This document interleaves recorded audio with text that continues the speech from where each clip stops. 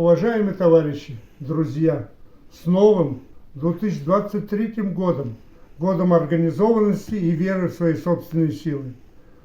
Друзья, уходящий 2022 год характеризуется годом больших испытаний, и в то же время это год истины и прозрения.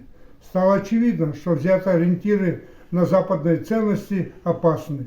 30 декабря, отмечая столетие со дня образования СССР, достойно отметили юбилей, показав великие достижения советской власти.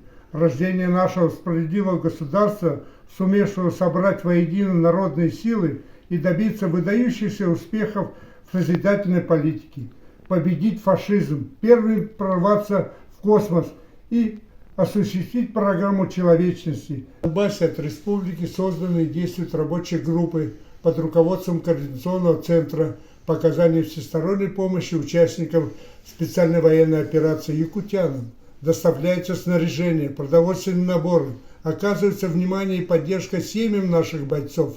Встречаясь в предновогодние дни с земляками-якутянами, участники боевых действий в Мариуполе, Мелитополе, в городе Кировское, Волновахе, Донецке и на других территориях, убеждаешься в высоком патриотическом и моральном настроении ребят. Мы гордимся ими и сделаем все, чтобы их поддержать.